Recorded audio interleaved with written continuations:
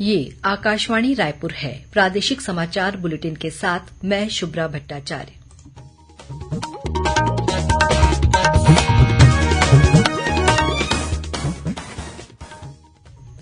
और अब पेश है आज के मुख्य समाचार। भारतीय जनता पार्टी का महासंपर्क अभियान आज से शुरू हुआ। प्रधानमंत्री ने अजमेर से किया शुभारंभ। मुख्यमंत्री भूपेश बघेल ने आज 1 लाख से अधिक हितग्राहियों को बेरोजगारी भत्ते की दूसरी किश्त जारी की।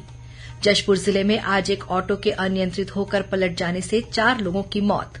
और रायगढ़ में कल से 3 दिवसीय राष्ट्रीय रामायण महोत्सव का आयोजन किया जाएगा।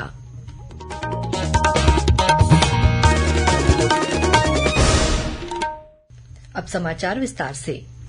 प्रधानमंत्री नरेंद्र मोदी ने आज राष्ट्रीय जनतांत्रिक गठबंधन सरकार के 9 वर्ष पूरे होने के अवसर पर भारतीय जनता पार्टी के महीने भर चलने वाले महासंपर्क अभियान का महारैली के जरिए राजस्थान के अजमेर से शुभारंभ किया।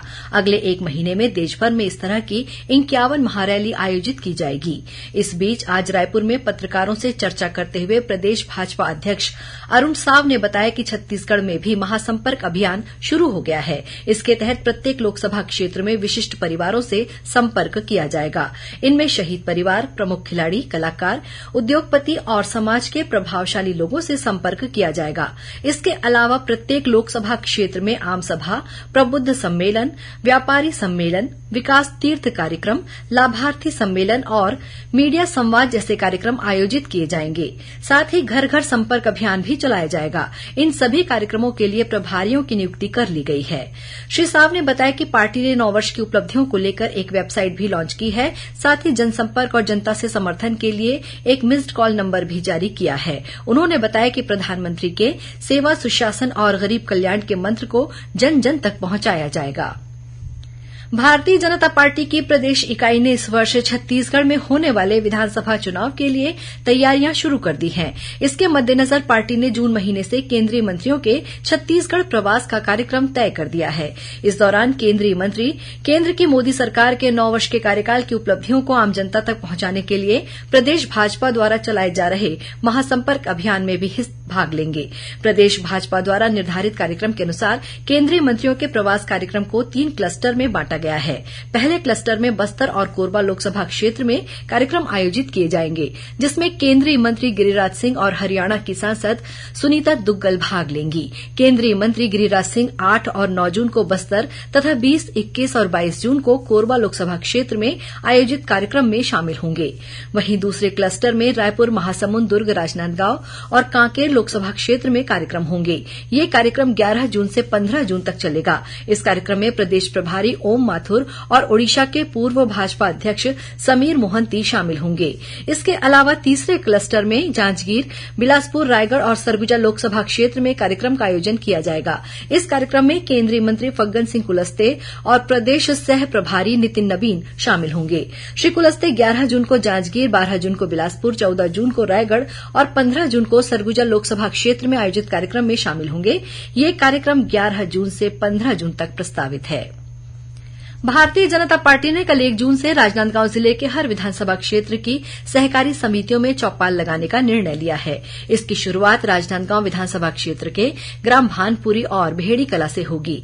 इस कार्यक्रम में पूर्व मुख्यमंत्री डॉ रमन सिंह किसानों से रूबरू होंगे। चौपाल का उद्देश्य किसानों से जुड़ी केंद्र सरकार की योजनाओं को आम जनता तक पहुंचाना है। साथ ही राज्य सरकार की किसान विरोधी नीतियों से भी उन्हें अवगत कराना है। मुख्यमंत्री भूपेश बघेल ने आज रायपुर स्थित अपने निवास कार्यालय में आयोजित कार्यक्रम में बेरोजगारी भत्ते की दूसरी किश्त जारी की। इसके तहत 1,05,000 से अधिक हितग्राहियों के खाते में 32 करोड़ 35 लाख रुपए से अधिक की राशि का ऑनलाइन अंतरण किया गया। इस मौके पर मुख्यमंत्री ने कहा कि युवाओं को बेरोजगारी भत्ते से सहायता मिल रही है, लेकिन बेरोजगारी भत्ता देने से ज्यादा खुशी तब होगी जब युवाओं के हाथ में रोजगार होगा। उन्होंने कहा कि सरकारी नौकरी में भर्ती के लिए लगातार विज्ञापन जारी किए जा रहे हैं। साथ ही कौशल प्रशिक्षण भी दिया जा रहा है ताकि बेरोजगार युवक अपना खुद का काम भी शुरू कर सकें। मुख्यमंत्री ने कहा कि बेरोजगारी भत्ता एक छोटा सा सहयोग मात्र है, जिसके जरिए युवा अपना लक्ष्य प्राप्त कर सकें।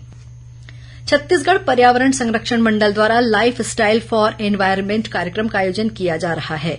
इसके तहत कल 1 जून को 5 लाख लोग पर्यावरण संरक्षण के लिए शपथ लेंगे।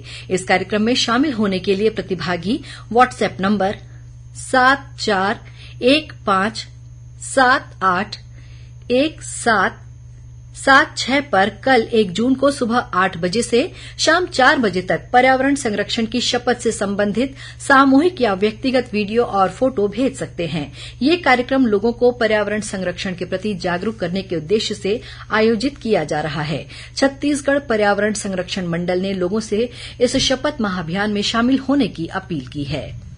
प्रादेशिक समाचार आप आकाशवाणी रायपुर से सुन रहे हैं। छत्तीसगढ़ की खबरों से है आपका वास्ता और खबरों की विश्वसनीयता से है हमारा वास्ता। आकाशवाणी समाचार रायपुर के प्रादेशिक समाचार बुलेटिन के साथ ही हमारे समसामयिक कार्यक्रम आप रेडियो के अलावा अपने मोबाइल पर भी सुन सकते हैं। आकाशवाणी समाचार फेसबुक, ट्विटर और यूट्यूब पर भी उपलब्ध है। हमारा Facebook page Chhattisgarh news on AIR, Twitter handle CGAIR news और हमारा यूट्यूब चैनल है छत्तीसगढ़ AIR न्यूज। तो अब रेडियो के साथ ही आपके मोबाइल के जरिए भी हम पहुंच रहे हैं आप तक। छत्तीसगढ़ की हर खबर के लिए सुनते रहिए आकाशवाणी समाचार। और अब आगे बढ़ते हैं बाकी के समाचारों की ओर। रायगढ़ में कल 1 जून से 3 दिवसीय राष्ट्रीय रामायण महोत्सव का आयोजन किया जाएगा। मुख्यमंत्री भूपेश बघेल इस महोत्सव का शुभारंभ करेंगे। कार्यक्रम की तैयारियां लगभग पूरी कर ली गई हैं। महोत्सव को लेकर आम जनता में भी उत्साह देखा जा रहा है। आयोजन की सबसे खास बात यह है कि इसकी थीम रामायण के अरण्य कांड पर आधारित है। इसी कारण मंच को भी अरण्य कांड की थीम पर ही सजाया जा रहा है। इस राष्ट्रीय रामायण महोत्सव में कंबोडिया और इंडोनेशिया सहित देश के 12 राज्यों की मंडलियां रामायण के विभिन्न प्रसंगों पर आधारित प्रस्तुति देंगी। महोत्सव में रामायण के अरण्य कांड पर नृत्य नाटिका की विशेष प्रस्तुति होगी। इसके अलावा प्रतिदिन हनुमान चालीसा, रामायण मंडलियों की प्रस्तुति और केलो नदी की आरती का आयोजन होगा। पहले दिन कल प्रतिभागी दलों का मार्च पास्ट होगा। शाम को गायिका षण्मुख प्रिया और शरद शर्मा अपना कार्यक्रम प्रस्तुत करेंगे। आज विश्व तंबाकू निषेध दिवस मनाया जा रहा है। इस वर्ष का विषय है हमें भोजन की आवश्यकता है, न कि तंबाकू की। इधर छत्तीसगढ़ में भी विश्व तंबाकू निषेध दिवस पर अनेक कार्यक्रम आयोजित किए जा रहे हैं। प्रजापिता ब्रह्म कुमारी ईश्वरीय विश्वविद्यालय द्वारा राजधानी रायपुर के अंतर्राष्ट्रीय बस टर्मिनल भाटागांव और रायपुर रेलवे स्टेशन के मुख्य द्वार पर नशा मुक्ति आध्यात्मिक प्रदर्शनी का आयोजन किया गया। इस मौके पर रायपुर लोकसभा के सांसद सुनील सोनी ने नशा मुक्त समाज बनाने पर जोर दिया।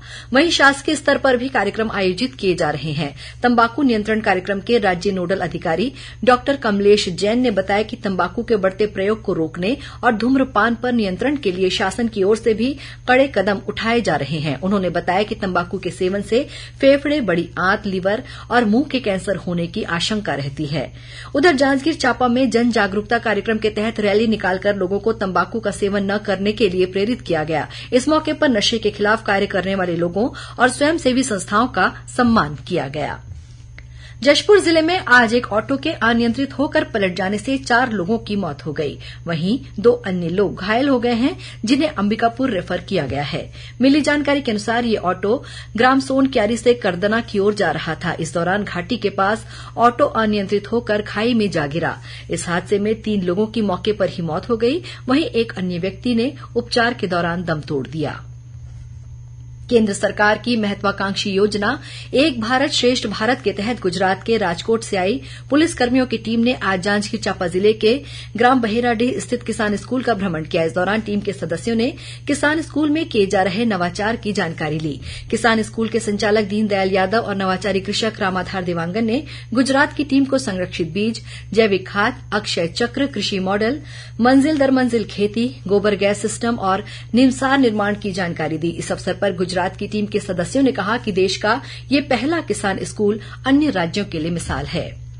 बस्तर स्थित कांगेर घाटी राष्ट्रीय उद्यान में दुर्लभ प्रजाति के माउस डियर की तस्वीर कैमरा ट्रैप में कैद हुई है। देश में पाए जाने वाले हिरणों की 12 प्रजातियों में से माउस डियर विश्व में सबसे छोटे हिरण समूह की प्रजाति में से एक हैं।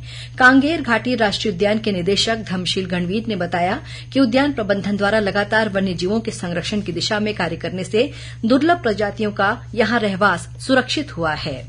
और अब कुछ खबरें संक्षेप में। मुख्यमंत्री भूपेश बघेल कल रायगढ़ में प्रतियोगी परीक्षाओं के लिए वाईफाई कैंपस, डिजिटल क्लासरूम, ई लाइब्रेरी और कैंटीन की सुविधा से युक्त हाईटेक जिला लाइब्रेरी का लोकार्पण करेंगे। भाजपा ने पिछले 17 दिनों से आंदोलनरत पटवारियों की हड़ताल को समर्थन देने की घोषणा की है। प्रदेश अध्यक्ष अरुण साव और उपाध्यक्ष शिवरतन शर्मा ने आज नवा रायपुर स्थित धरना स्थल पहुंचकर हड़ताली पटवारियों से मुलाकात की और उनकी समस्याएं सुनी। सुकमा जिले के माओवाद प्रभावित कुंटा ब्लॉक के कुलाईगुड़ा और करीगुंडम इलाके में 4G मोबाइल नेटवर्क सुविधा शुरू हो गई है। अब इस इलाके के ग्रामीण मोबाइल नेटवर्क के जरिए देश दुनिया से जुड़ सकेंगे। हेमचंद यादव विश्वविद्यालय दुर्ग में आगामी सत्र में स्नातक स्तर की प्रथम वर्ष की कक्षाओं BA, BCom, BSc, BCA, BBA, BLib और DCA में प्रवेश के लिए कल 1 जून से ऑनलाइन पोर्टल शुरू होगा। सक्ती जिले के हसौद थाने में पदस्थ एक महिला समेत 3 आरक्षकों को अभद्र व्यवहार करने के आरोप में लाइन अटैच कर दिया गया है। और कवर्धा में आज भारतीय जनता युवा मोर्चा के कार्यकर्ताओं ने PSC की परीक्षा में भ्रष्टाचार का आरोप लगाते हुए विरोध प्रदर्शन किया और SDM को ज्ञापन सौंपा। अंत में मुख्य समाचार एक बार फिर। भारतीय जनता पार्टी का महासंपर्क अभियान आज से शुरू हुआ। प्रधानमंत्री ने अजमेर से किया शुभारंभ। मुख्यमंत्री भूपेश बघेल ने आज 1 लाख से अधिक हितग्राहियों को बेरोजगारी भत्ते की दूसरी किश्त जारी की। जशपुर जिले में आज एक ऑटो के अनियंत्रित होकर पलट जाने से 4 लोगों की मौत। और रायगढ़ में कल से 3 दिवसीय राष्ट्रीय रामायण महोत्सव का आयोजन किया जाएगा। इसी के साथ प्रादेशिक समाचार बुलेटिन समाप्त हुआ। नमस्कार।